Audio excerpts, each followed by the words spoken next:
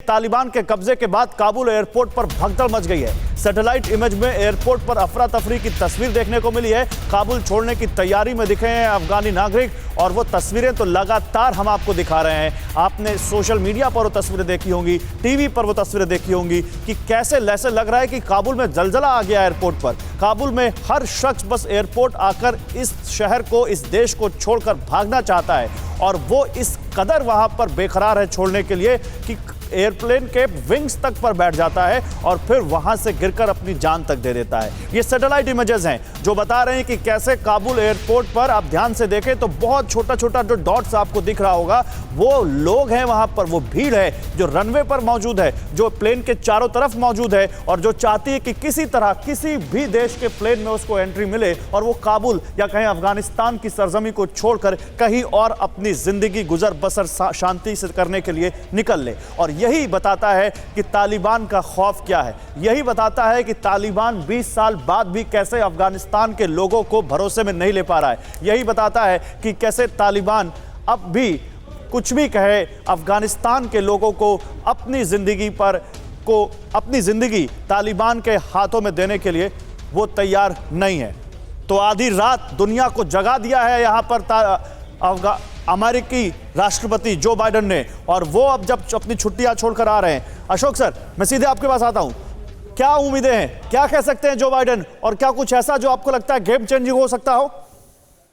नहीं, मेरे विचार से वो नहीं, वो खाली जिसे रैशनलाइज करेंगे, एक्सप्लेन करेंगे जो भाई मैंने क्यों वहां से किया, और बेसिकली दो को वो दोषी ठहराएंगे। एक अपने जो प्रीडिसेसर हैं डोनाल्ड ट्रंप, जो उन्होंने ये अग्रीमेंट साइन किया था, उन्होंने ये निर्णय लिया था और निश्चित किया था जो हमारे फोर्सेस जो हैं वहां से निकलकर आएंगे, 14 महीने में निकलकर आना था, 1 मई 2021 तक, वो थोड़ी देर उसके बाद निकले हैं। और दूसरा, हमने तो इतने 20 साल तक इतनी अच्छी उनको ट्रेनिंग दी है, इतने अच्छे उनके पास सब इक्विपमेंट है, सभी वॉर मशीनरी है, सब उनके पास छोड़कर आए थे, तो वो नहीं कर पाए। उनकी वो गलती है क्योंकि वहां की जो लीडरशिप है वो उनको प्रोवाइड नहीं कर पाए, वो उनको मोटिवेट नहीं कर पाए, और इसीलिए ये लीडरशिप का फेलियर है वहां की, अफगानिस्तान की, और अपने जो प्रीडिसेसर पर। तो नहीं, अशोक सर, मुझे एक चीज प्रोफेसर राजन की बड़ी यहां पर अपील कर रही है, मुझे लगता है आप भी उस पर कमेंट कीजिए। वो कह रहे हैं कि जो बाइडेन पर यह तोहमत लगेगी कि उन्होंने एक टेररिस्ट फौज को पॉलिटिकल फोर्स में तब्दील कर दिया और एक लेजिटिमेसी से जैसे दे दी वहां पर, क्योंकि अब वो पूरी दुनिया के साथ इस कोशिश में है कि उनको जल्दी से जल्दी पूरी दुनिया से लेजिटिमेसी मिले, पूरी दुनिया से उनको मान्यता मिले और वो आगे बढ़े। देखिए, मेरा इसमें विचार ये है, जो बाइडेन ने उनको लेजिटिमेसी नहीं दी है, हाँ। जो लेजिटिमेसी दी गई है वो डोनाल्ड ट्रंप ने दी है। अच्छा। जब उन्होंने 29 फरवरी 2020 को उन्होंने उनके साथ एक समझौता साइन किया, ज़ल्मे खलीलजाद ने उनके साथ, मुल्ला बरादर के साथ समझौता साइन किया, तब उनको लेजिटिमेसी मिली। और उसके साथ साथ अब देखिए, रूस भी उनसे बात कर रहा है, चीन भी उससे बात कर रहा है। वो जो बाइडेन के कहने से नहीं हो रहा है, वो तो सब अपनी हितों की वजह से उनके साथ बात किए हैं वहां पर पहले, और इसीलिए उसको लेजिटिमेसी भी मिली है। और अब आगे जो लेकिन यहां पर अशोक सर, मेरे साथ पूर्णिमा नाथ हैं, रिपब्लिकन सपोर्टर हैं, वो कह रही हैं कि जो बाइडेन और डोनाल्ड ट्रंप में अंतर यह है कि दोनों का तरीका अलग हो सकता था, और जो बाइडेन ने जो जिस तरीके से यहां से एग्जिट किया अमेरिका से, वो सवालों के घेरे में है। किया है ये सवालों के घेरे में नहीं है, जैसे किया है वो सवालों के घेरे में। मैं बिल्कुल इससे सहमत हूं, क्योंकि देखिए, अब निकलना तो था उनको।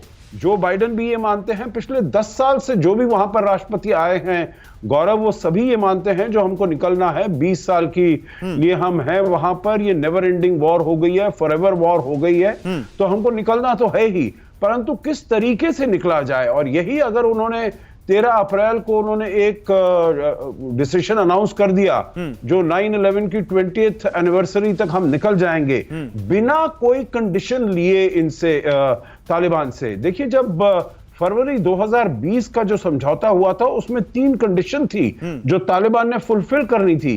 एक था जो आप वहां पर वायलेंस का लेवल है बहुत, उसको कम करेंगे।